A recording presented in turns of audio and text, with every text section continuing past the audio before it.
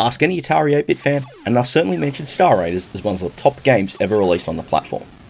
The blend of fast pseudo-3D graphics, tactical gameplay, and nail-biting action result in a standout space combat game and a pioneering title in the genre. As for its follow-up, well, let's just say its development history is as interesting, probably even more so, than the game itself. Star Raiders 2 originally started development as Orbiter, and it progressed for a little while until Atari secured game rights for The Last Starfighter. Things took a bit of a twist because they decided to rework Orbiter into something which fit the movie, rather than commissioning a new title. Development proceeded well, and the game was finished. But as history played out, The Last Starfighter did not do as well at the box office. So, combined with the deepening video game crash in the US, it was enough of a reason for them to cancel it. But that didn't happen for long, because the following year, with the market slowly picking up and a change of ownership for Atari, they decided to rework it and turn it into the Star Raiders 2 that we all know. Following on from that original release, it got a cartridge release on the XEGS in 1987. The process of reworking it required changes to be made, the most visually prominent of those being the removal of the intro sequence, easily the biggest link to its tie-in origins. The replacement title screen serves its purpose, but it's kind of Spartan by comparison. Story-wise, there's not much changes here, The Kodan Empire from The Last Starfighter replaced by perennial threat of the Xylons, and this time they're gunning for the worlds of Celos 4, a system which houses R&R facilities for battle-weary commanders. As always, you're tasked with protecting the worlds, but you also need to take the fight to the Xylons in their system of Procyon and clear their attack bases from their planets. As for what the Xylons are throwing at you, sure, the names might have changed from their Kodan counterparts, but the sprites haven't. First up, you've got the Fly Fighters, the cannon fodder enemy. They're pretty much a distraction against the larger ships, and also to harass you as you perform your attack runs on the Xylon worlds. Next up are the Destroyers. If a Xylon attack group makes it to one of your worlds, their goal will be to take out the cities. Having such an important role also means that they're a lot tougher to engage. It also doesn't help that they're colour-coded: blue, green, and red, and each of these is tougher than the previous one. Finally, to round out the battle fleets, there are the command ships. Going into a battle against them is quite a dangerous proposition, as if you're not careful, you will take damage. It has to be said, compared to The Last Starfighter, they've lost some of their purpose, as over there, they were actually part of a game element in which they attacked the frontier. Obviously, as something that was quite important to the license, that element of the game didn't get brought over. So that's what you're up against. Obviously, you'll need the right weapons to stop them. Thankfully, you've got quite the arsenal to hand. To start with, you've got your lasers. They're for keeping the Fly Fighters at bay, and are best used in short bursts, otherwise they'll overheat. When you get a destroyer or a command ship in sight, your ship's systems will switch over to ion bursts. They're slower, but they'll do a lot more damage. They'll also require a bit more work to line up targets though, as unlike lasers, they've got a firing arc and they have a slower travel time. Finally, when you make it to the surface of a Xylon-occupied planet, you've got your surface starbursts. Hitting the W key will switch over to using them, and your target site will now change to one focused on ground attack. Now it's a case of lining up your position with the base, and waiting for the right time to launch a burst so it arrives just as the base enters your sights. At this point, there's quite a few other interesting differences which push The Last Starfighter into arcade action territory, and Star Raiders 2 a little into the simulation realm which its predecessor is well known for. The first of these surrounds ship systems and maintenance. In both games, you've got a primary energy bar that powers your ship. If this is drained from excessive use, or from taking too much damage, the game's over and your mission fails. In Star Raiders 2, there are a number of stations in your system that you can dock at for repairs and refueling. In The Last Starfighter, you do it by flying over the sun. That's right, the sun.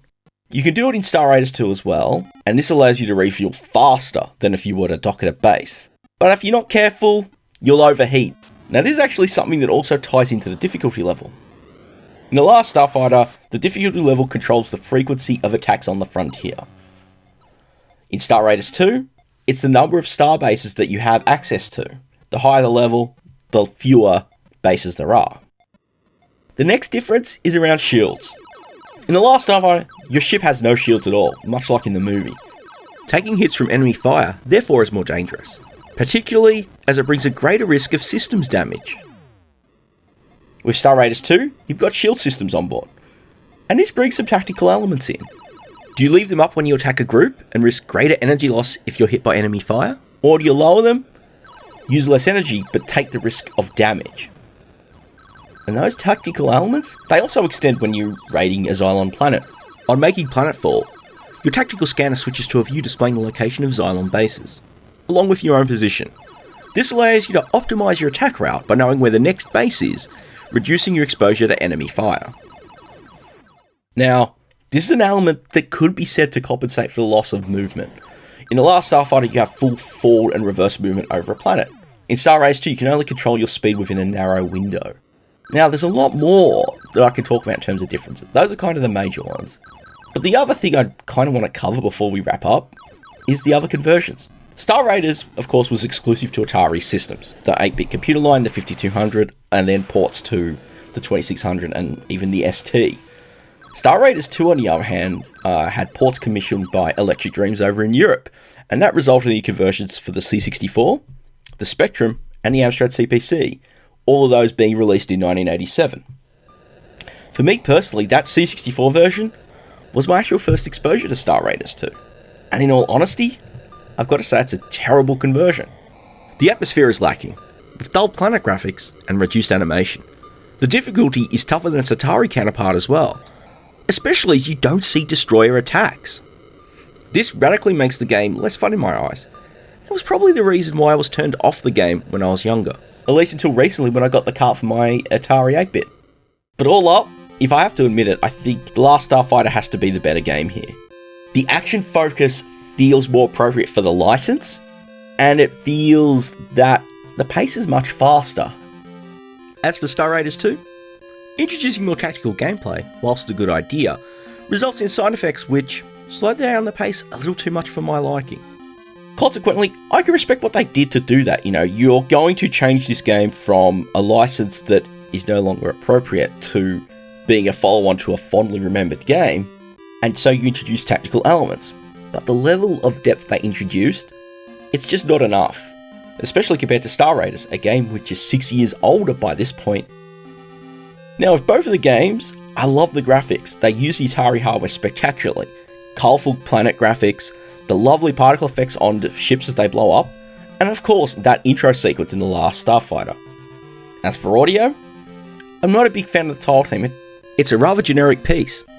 And in the case of The Last Starfighter, surely an adaptation of the film's theme would have been a more suitable fit. And the sound effects? They do the job, offering that rumbly goodness the Pokey's best known for. So, concluding, are they worth checking out? I would say check out The Last Starfighter first. Grab the prototype, it's around on Atari sites, and have a play it. I think it is well worth playing.